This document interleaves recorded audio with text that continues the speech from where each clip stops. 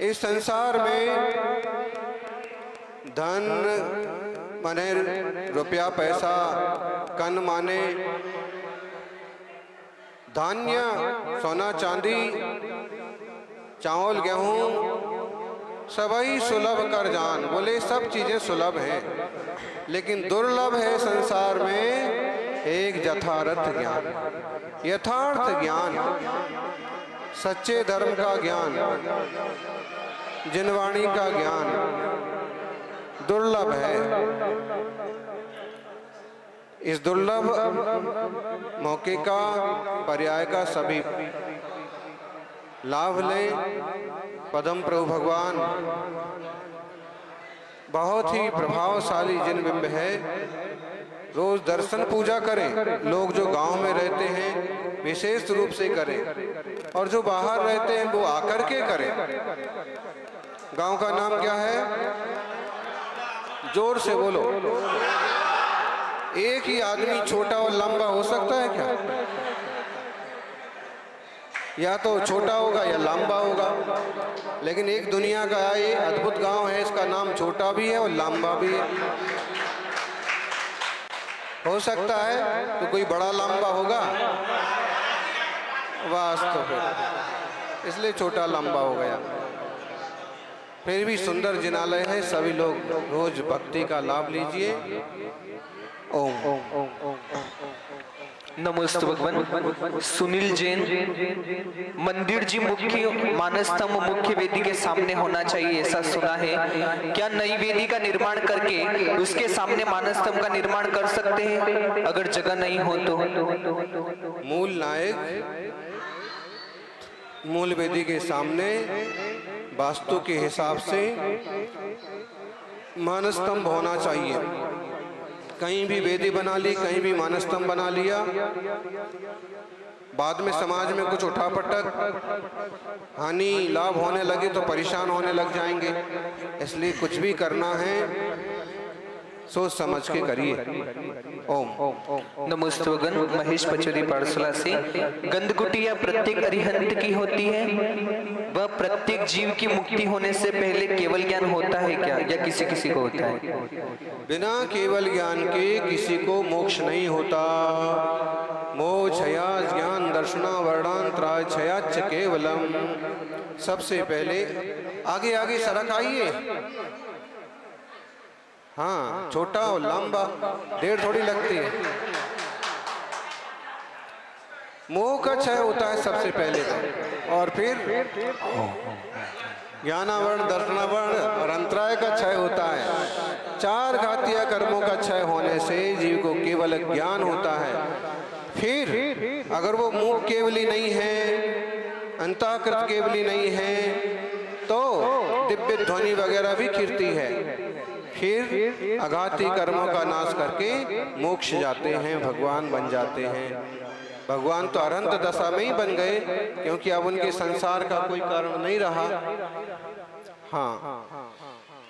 ओम। नमोस्तु भगवान। आर के जैन मेरठ से। शास्त्रों में ज्ञान को चेतन और श्रद्धा को अचेतन बताया है। श्रद्धा अचेतन कैसे है? आत्मा में चेतन गुण तो समझ आता है, लेकिन चेतन आत्मा में अचेतन गुण कैसे हो सकता है, समझ में नहीं आया।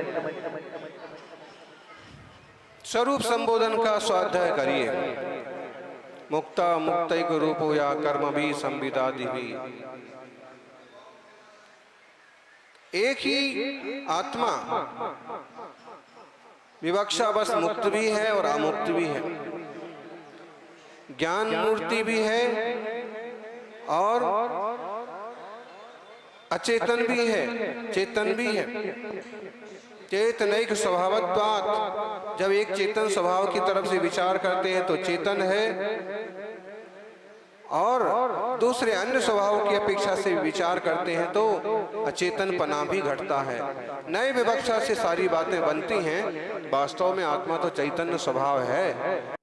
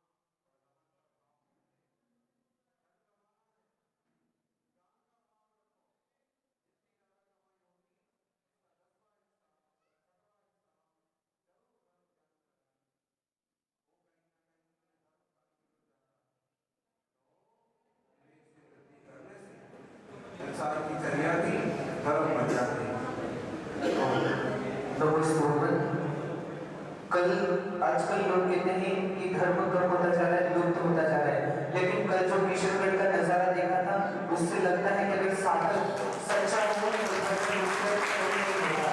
लेकिन उनका ऐसा कब होने में ऐसा क्या करना है? योग संयोग है जीवों का। हमने तो किसी को कहा ही नहीं था कि हम जा रहे हैं।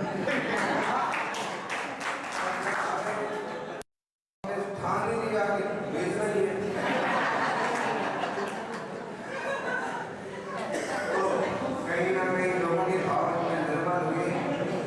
श्रद्धा भक्ति आत्मीयता पैदा हुई, धर्म से गुरुजनों से जुड़ाव हुआ कि वे अंदाज लगते ही सब अपना कम धंधा छोड़ करके और मुनि राजों के साथ निरंतर 10 किलोमीटर 8 किलोमीटर तक पद विहार करते रहे। कल की बात नहीं है, आज सुबह भी 500-700 लोग होंगे, दोपहर को भी 200-300 लोग होंगे। अब धीरे धीरे आगे बढ़ते जाएंगे तो दूरी बढ़ती जाएगी, परिस्थितियां बदलती जाएंगी तो कुछ कमी बेसी होती जाएगी। लेकिन ऐसे लगा कि साधु जन अगर विवेक पूर्वक, आत्मीयता पूर्वक, समता भाव पूर्वक सबके प्रति अपनापन का भाव रख कर के मार्गदर्शन करते हैं तो आम लोग भी बहुत वात्सल्य से जिन शासन की प्रभावना करते हैं, गुरुओं की सेवा करते हैं। नमोस्तुगन भाविक श्यामदावंशी, जीवन में निरंतर अध्यात्म की भावना होती है और कर्म के उदय से मन चंचल हो जाता है। तो मन जब चंचल होता है उसके बाद में फिर बहुत दुख होता है, तो ये दुखी होना अर्थ ध्यान में आता है। और क्या करेंगे, कई बार गलती हो जाती है, परेशान होते रहते, पछताते रहते हैं, कहाँ माथा लगा दिया, कहाँ विकारों में चले गए, कहाँ राग द्वेष में पड़ गए। इससे आत्मा का ही नुकसान होता है, तो पछतावा होता है। और कभी कोई गलती और त्रुटि हो तो पश्चाताप होना एक तरह से अच्छी बात है। पश्चाताप फलच्युति, पश्चाताप होने से फल खत्म हो जाता है, कम हो जाता है।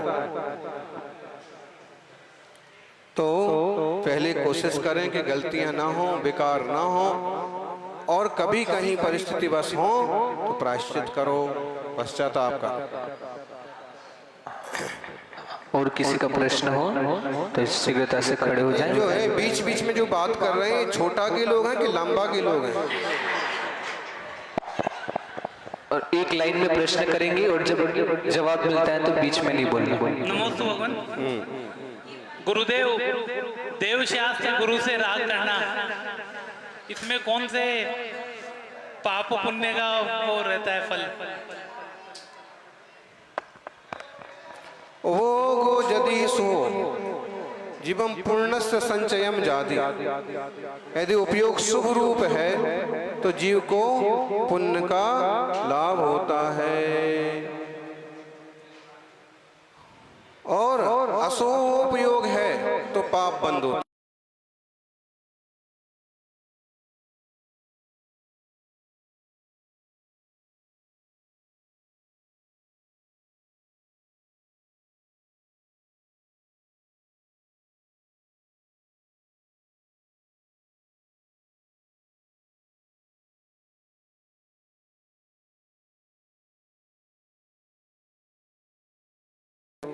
पेच्छरी सिद्धे, सिद्ध भगवानों को देखता है। सिद्धों को कौन कौन देखता है?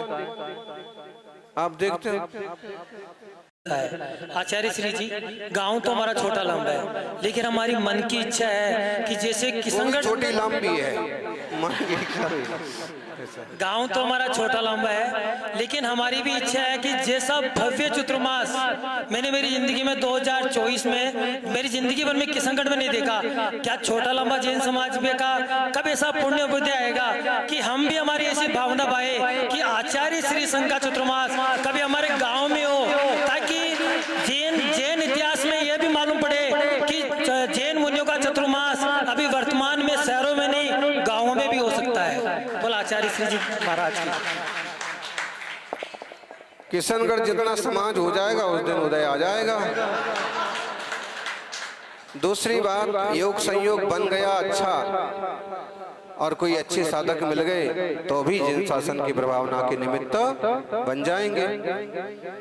ओम नमस्कार आचार्य जी, जैसे भारत के जो कलर होते हैं उनका अलग अलग मतलब होता है, तो जो जैन धर्म के जो कलर होते हैं, जैन धर्म के झंडे का जो कलर होता है उनका क्या मतलब होता है?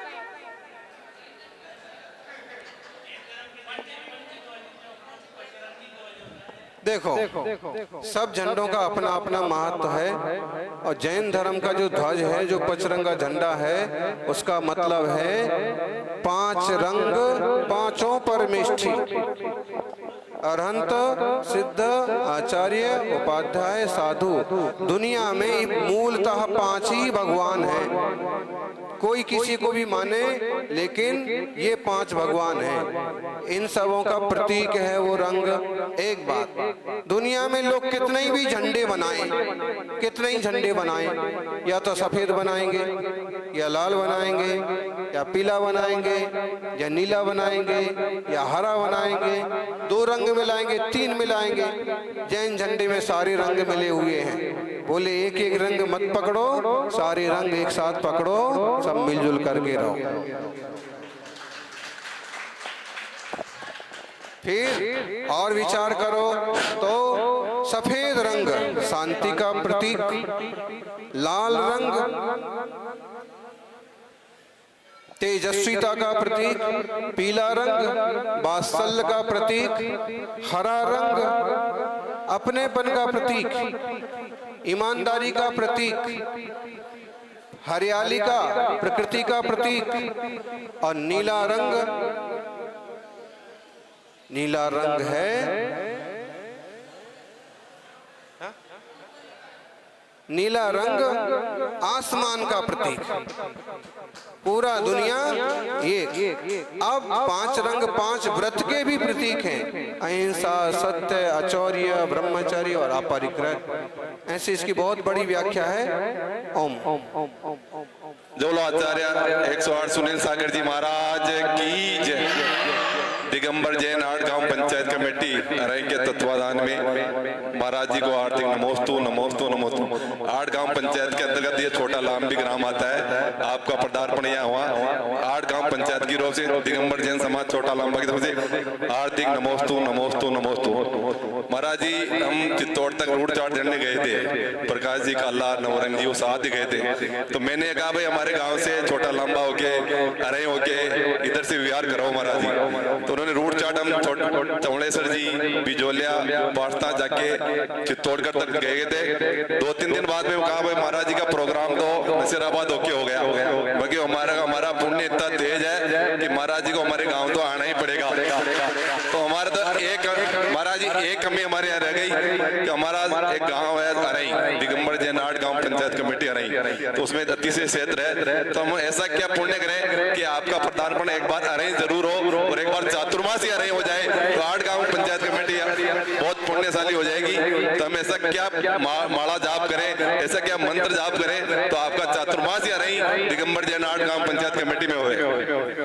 ऐसे काम मंत्र जाप अकेले से नहीं होते हैं, सेवा करना पड़ती है, लगना पड़ता है, जुटना पड़ता है, जुटाना पड़ता है, और फिर साथ में मंत्र की और आशीर्वाद की शक्ति होती है तो काम जरूर होता है।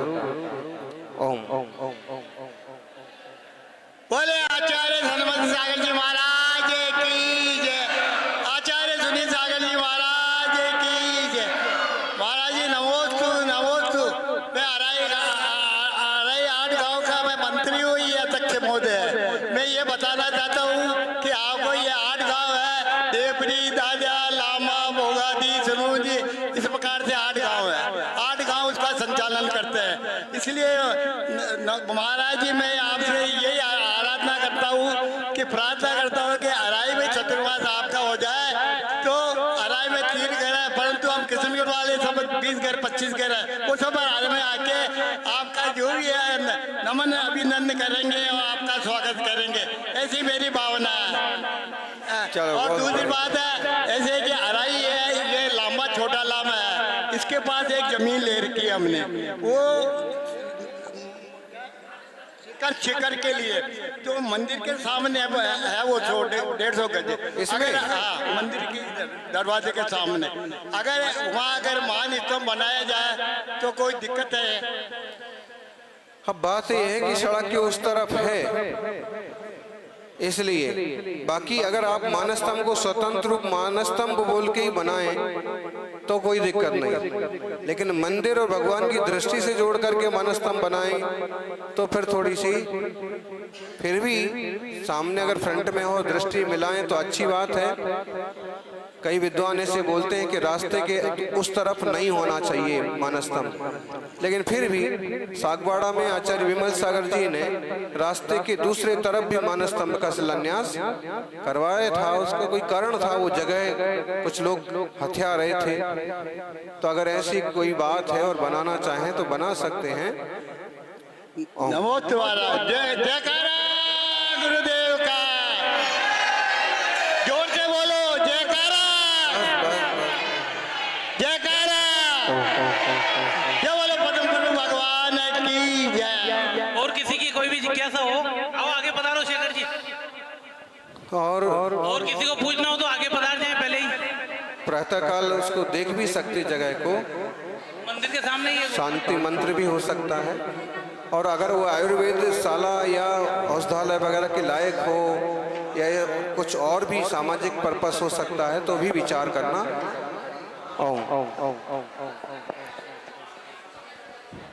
नमस्ते महाराज, नमस्ते महाराज। महाराज जी, मेरे पास महासभा के पदाधिकारियों का, जैन गजट के कई बड़े वरिष्ठ पदाधिकारियों का फोन आया कि महाराज से आप महासभा का मुखपत्र है जैन गजट, उसके बारे में इस सदी के महान आचार्य सुनील सागर जी महाराज के विचार, उनकी भावना, क्या प्रतिक्रिया है उनकी, वो अवगत करवाने के लिए यह महासभा का प्रश्न है। अभी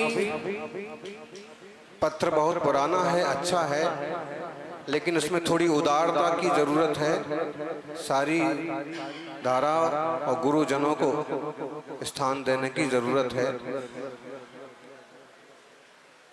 और निरंतर धर्म सेवा, समाज सेवा की काम इस पत्र ने किए हैं, सभा ने किए हैं। अभी भी दृढ़ता पूर्वक धर्म और समाज और गुरुजनों की सेवा करते रहें, यही मंगल भावना, मंगल आशीर्वाद।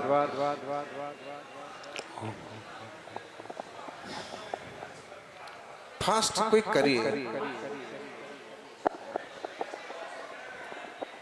सिर्फ 3-4 मिनट और हैं अपने पास। नमस्ते आचार्य श्री। हेलो आचार्य श्री, मैं किशनगढ़ से हूँ। मैं एक प्रश्न पूछना चाहती हूँ। जैसे आचार्य श्री मुर्शनाथ भगवान का मंदिर, चंदापुर भगवान का मंदिर के बीच में हमारा घर है, तो उसमें ना मतलब जो भी श्री जी की सवारी निकलती है, मैं तीर्थ यात्रा वगैरह में से, तो हमारे घर के सामने से निकलती है। कोई भी आचार्य संघ आता है, जाता है इधर से उधर, तो हमारे घर के बाहर से निकलता है, तो आरती करने का सौभाग्य, पाद पक्षाल करने का सौभाग्य मिलता है। तो ये हमारा इस जन्म का पुण्य है या अगले जन्म का पुण्य है या गुरुओं का आशीर्वाद है? अगले का तो नहीं कह सकते, लेकिन पिछले का जरूर हो सकता है। बस जितना लाभ मिलता है लेते रहो। विराजो। ओम। बिना पुण्य के तो कुछ नहीं होता है। इसी जन्म में पुरखों ने कुछ पुण्य किया होगा, आपने कुछ पुण्य किए होंगे, कुछ भावनाएं अच्छी होंगी, तो लाभ मिलता है। और इस जन्म का पुण्य अगले जन्म में काम आएगा। नमस्ते आचार्य श्री, नमस्ते आचार्य श्री, नमस्ते आचार्य श्री। आचार्य श्री, आजकल मोबाइल में हर तरह की फोटोएं आती है और सब महाराज भगवान सबकी फोटोज सेव रहती है, लोग बाग डिलीट करते हैं, तो उसमें क्या पाप और पुण्य का इधर है? सही बात तो है कि मोबाइल को कचरे के डिब्बे में फेंक देना चाहिए। हाँ, भले दूसरा उठा करके अपनी जेब में रख ले। तो शुरुआत से यही ध्यान रखो कि अपन अच्छी चीजें ही उसमें स्टोर करें, अच्छे अपरिचित प्लेटफॉर्म ही खोलें ताकि फिजूल का दिमाग ना चले, फिजूल की चीज़ें उसमें संग्रहित ना हो। और फिर तो वो तो एक मशीन है, आप क्या करेंगे? जितना बनता है सावधानी बरतिए। ओम। नमस्ते। हमारे बीच में देवपुरी के सरपंच हरिराम जी चौधरी भी अपनी जिज्ञासा रख रहे हैं गुरु चरणों में। नमोस्तु महाराज, आपके सुबह प्रवचन सुन के और आप मेरे को आत्मा में शांति मिली, कुछ सीखने को मिला। आपका आशीर्वाद लेने के लिए शाम को आरती में प्रवेश हुआ। नमोस्तु। अच्छी बात है, आप समाज की, गांव की सेवा कर रहे हैं। निष्ठा और ईमानदारी से जनता की सेवा करते रहें और सदाचार और शाकाहार और व्यसन मुक्ति के लिए जितना काम कर सकें वो ज़्यादा ज़रूरी है। युवाओं को शराब और नॉनवेज जैसी चीज़ों से, नशे से, तंबाकू से बचाना ज़रूरी है। समाज में जिनकी पैठ है वो ये काम भी जरूर करें। ओम। नमोस्तु आचार्य श्री। जो बोले आचार्य सुनील सागर जी महाराज की जय। सुबह महाराज जी चंदा प्रभु मंदिर में डेली अभिषेक पूजन करते हैं और पूजा टेबल कुर्सी पे बैठ के करने के बाद वहां पे उस टाइम तक क्षेत्रपाल और पद्मावती का माता का अभिषेक नहीं होता है, तो पूजा करने के बाद विराजमान करके अभिषेक कर सकते हैं। जी, आप लोगों की अपनी मंदिर की और आप लोगों की अपनी व्यवस्था है, जैसे जमता है वैसे करो। अवमानना फिर आपकी क्या पद्धतियां हैं, आप लोग उस हिसाब से जानो। बस भावपूर्वक किसी की भी अवमानना मत करो। जय बोलिए 24 तीर्थंकर भगवान की जय। चलो परम पूज्य आचार्य सुनील सागर जी गुरुदेव की। हाँ, आगे कोई नहीं आना, पीछे से ही आरती करेंगे। पंच परमेश्वर भगवान की, 24 तीर्थंकर भगवान की, मुनि कुंजर ज्येष्ठाचार्य गुरु राधी सागर जी महाराज की। वही लगा रहे थे, इसके आगे कोई नहीं आना। देखो, दूर रहोगे तो सबका फोटो आएगा कैमरे में। बोलिए आचार्य सुनील सागर जी गुरु। मुनि कुंजर ज्येष्ठाचार्य गुरु राधी सागर जी महाराज की, तीर्थ भट्ट श्रमणी आचार्य श्री महावीर कीर्ति जी महाराज की, वात्सल्य रत्नाकर से शिक्षा विमल सागर जी महाराज की, परम पूज्य तपस्वी स्वर्ण सन्मति सागर जी महाराज की, परम पूज्य चतुर्थ पट्टाधीश आचार्य 160 सुनील सागर जी गुरुदेव की।